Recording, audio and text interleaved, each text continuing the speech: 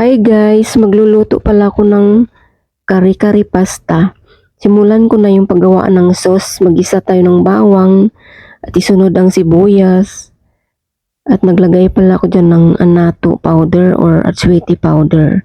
At isunod ko na dyan ang giniling na baka or beef, ground beef.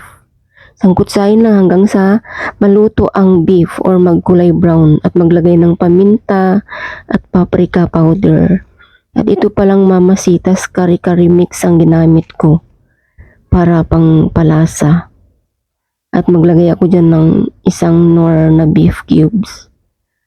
Sangkutsahin lang hanggang sa matunaw ang Mamasitas at maglagay ako dyan ng tubig para matunaw ang kare-kare mix. At ito pala ay bigas na powder. Ito pinabrown ko na kanina at hindi ko lang nabidyohan.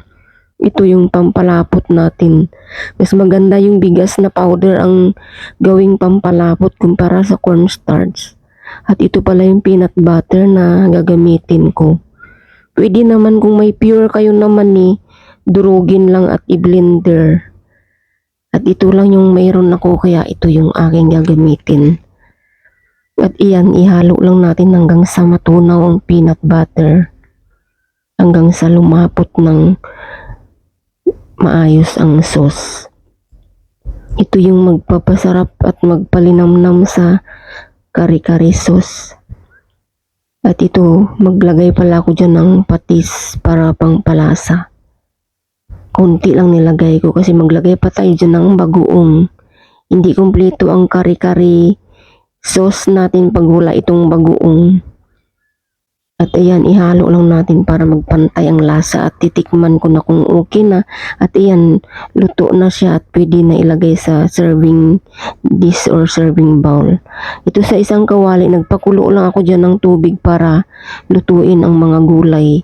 Ito yung sitaw, pinagputol ko lang dyan ng tamang putol lang para i-blanch dyan sa ating kumukulong tubig. At isunod ko pala dyan yung pitsay. Ano pala yung gamit ko dito is pitsay na bok choy. Pwede din naman kung mayroon kayong native na pitsay. At iyan, pagka naluto na yung dahon, ilagay na natin dito sa plato. Sa isang kawali, nagpakulo din ako ng tubig para sa pasta. At ito naman sa kawali, naglagay lang ako ng konting mantika at i-fried lang natin itong mga talong. Ipakulay brown lang natin para mas maganda tingnan. At hanguin na natin pag ganito na yung kulay. Ilagay na dito sa ating serving plate kasama ng mga gulay. Ito yung mga sidings ng ating pasta. At iyan, tatakpan ko muna itong tubig sa pasta para madaling kumulo. Pag gumulo na, ilagay na natin yung pasta. Mga kalahating kilo na linguine pasta ang gamit ko dito. At naglagay pala ako dyan ng asin para may lasa. At yan, malapit na maluto. Hanguin ko na dyan. At i-strain na para mawala ang tubig. Para pag nag-serve tayo, mas maganda at wala siyang tubig.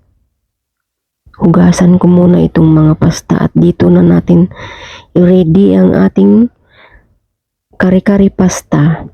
At mag-plating na pala ako dito para ito sa boss namin kasi ipatry namin kung kakainin niya. Pero kinain din naman niya pala ito, naubos niya, hindi na siya nagpaluto ng dinner. Nanibago siguro siya sa pasta dito na ginawa kasi kadalasan sa kanin ito pinapartner. At thank you for watching and please follow for more sa ating Facebook and pakisundan na lang dito sa ating YouTube channel. At ito, maglagay na tayo ng kare-kare sauce sa ating pasta.